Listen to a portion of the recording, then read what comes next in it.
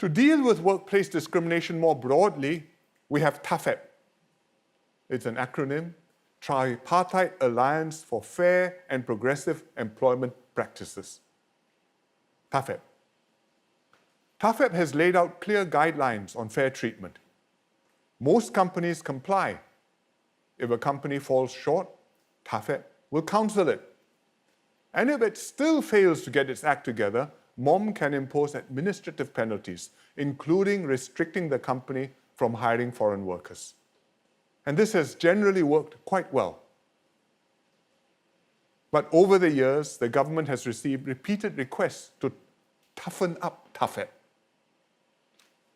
In particular, the Labour movement and NTUC MPs have pushed for anti-discrimination laws that carry penalties.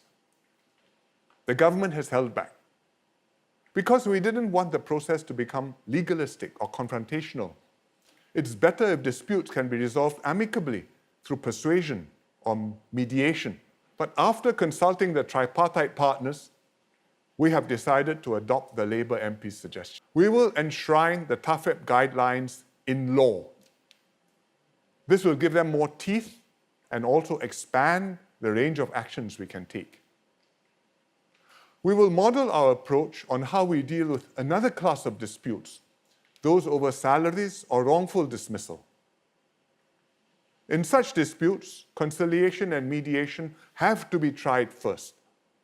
And only when those fail does the matter go before an employment claims tribunal, which will arbitrate and decide the case. We will create a similar tribunal to deal with workplace discrimination.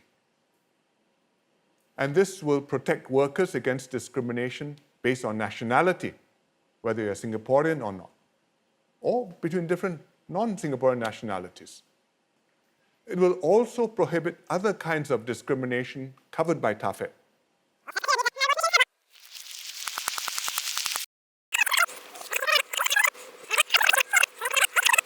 In recent years, several MPs have raised the possibility of legislation to give more enforcement bite to the TGFEP and the Fair Consideration Framework. We have also received similar feedback through the conversations on Singapore women's development. We have never been closed to such suggestions. Legislation could give us more enforcement powers against errant employers beyond suspending work pass privileges, and it can confer better protection on employees who whistleblow. It can also send a clearer signal on what we, as a society, will not tolerate as bad behavior on the part of employers.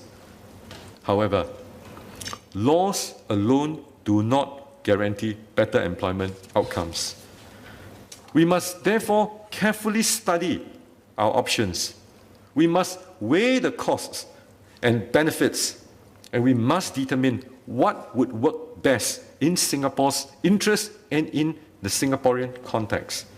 So on the one hand, legislation will provide a clear premise to publicize the names of companies found to have breached the law. But on the other hand, we should also be mindful of the unintended consequences.